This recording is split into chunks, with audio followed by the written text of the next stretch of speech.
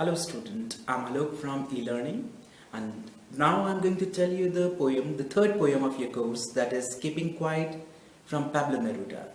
And in this poem, poet wanted to tell you about the introspection, यानी कि अंतर्शोधन के बारे में कवि इस कविता में हमें बताता है कि किस प्रकार हम शांति के द्वारा अपने आप को अपने मन की अंतर्शुद्धि कर सकते हैं और इस समय के दौरान हम क्या करें वह इस पोएम में हमें बताना चाह रहा है. So this is the poem Keeping Quiet and I'm going to tell you. I hope you will enjoy it. Now we will count to 12 कि मैं अब 12 तक गिनूंगा and we all keep still और हम सब शांत रहेंगे. For once on the face of the earth, एक बार ही सही लेकिन इस धरती की सतह के ऊपर, let's not speak in any language. हम कोई भी भाषा का प्रयोग नहीं करेंगे या कुछ भी नहीं बोलेंगे. Let's stop for 1 second. एक क्षण के लिए ही सही लेकिन हम सब रुक जाएंगे, एकदम रुक जाएंगे. And not move our arms so much. हम लोग अपने हाथों को नहीं हिलाएंगे, अर्थात हम कोई काम नहीं करेंगे, कोई भी काम नहीं करेंगे. It would be an exotic moment. और नेक्स्ट पैरा में वो बताता है कि जब हम कोई काम नहीं करेंगे, कुछ बोलेंगे नहीं, तो वो एक अभूतपूर्व क्षण होगा.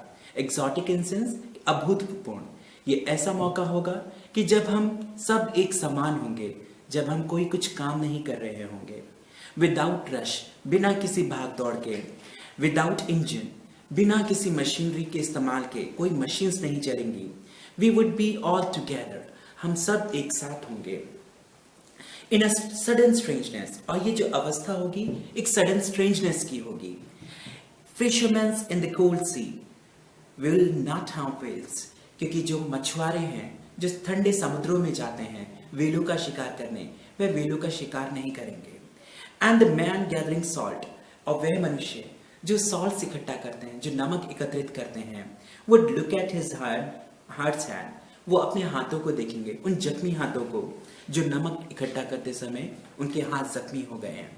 Those who prepare green wars, वे जो ग्रीन वॉर्स प्रिपेयर कर रहे हैं, जो युद्ध की सामग्री को तैयार करते हैं या युद्ध के सामान को बनाते हैं. वॉर्स विद गैस, ऐसे युद्धों का निर्माण करते हैं जो हम गैस से लड़ते हैं. वॉर्स विद फायर, जो अग्नि से लड़ते हैं. विक्ट्री विद नो सर्वाइवर, इसमें लेखक पूछता है, बताता है कि ऐसी जीत से क्या फायदा जिसमें कोई सर्वाइवर ही ना बचे. Would put on clean clothes, और वो ये भी बताता है कि अगर वो ये कार्य ना करें तो वो क्या करें. वो कहता है कि वह साफ सुथरे कपड़े पहने. would put on clean clothes and walk about their brothers, अपने भाइयों के साथ घूमने के लिए निकले. in the shades, उन छाँव में, doing nothing, कुछ ना करते हुए. what I want would not be confused, मैं क्या चाहता हूँ. लेखक कंफ्यूज होने से मना करता है क्योंकि जो एकदम चुप्पी है उसका मतलब मृत्यु समान होता है, मृत्यु के समान होता है, क्योंकि स्टिलनेस का मतलब है मृत्यु. बट जो लेखक है वो ये स्टिलनेस नहीं चाहता. विदाउट टोटल इनएक्टिविटी, कि कोई काम ना करते हुए. Life is what it is about, क्योंकि जिंदगी क्या है वह खुद हमें बताती है. I want no truck with that, क्योंकि अब और मृत्यु नहीं चाहिए. If we were not so single minded, अगर हम इतने ज्यादा सेल्फिश ना हो, हम केवल अपने फायदे के लिए ना सोचें, दूसरों के लिए भी सोचें, तो ज्यादा अच्छा होगा. क्योंकि आज हम अपने जीवन में सिर्फ अपने बारे में सोचते हैं, दूसरों के लिए नहीं. About keeping our lives moving, कि अपने ही जीवन को आगे बढ़ने दें, किसी दूसरे को नहीं.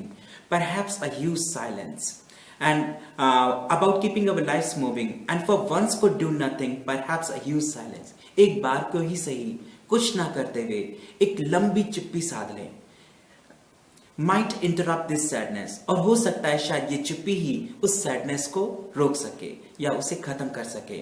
Of never understanding our self, क्योंकि हम खुद अपने आप को समझ नहीं पा रहे हैं. हम लगातार एक काम को करते रहते हैं जिसकी वजह से हमें चिड़चिड़ापन आ गया है, क्योंकि हम केवल अपनी लाइफ को आगे ले जाना चाहते हैं, किसी दूसरे के नहीं.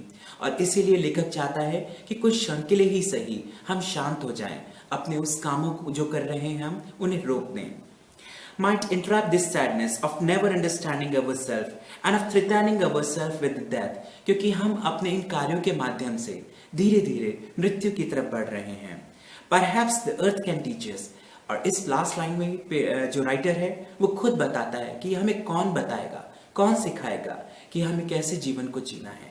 तो वो बोलता है, जवाब भी वह खुद देता है कि perhaps the earth can teach us, कि धरती हमें सिखा सकती है, as when everything seems dead and later proves to be alive, क्योंकि जब धरती के ऊपर सभी मृत्यु समान लगता है तो उस समय इसमें यह अपने आप को जीवित शो करती है और उससे नया जीवन अंकुरित होता है और वो जीवित कहलाती है।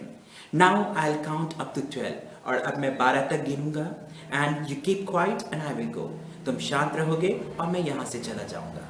This is the poem keeping quiet by Pablo Neruda. I hope you will like it. If you like it, please like it and subscribe the channel. Thank you.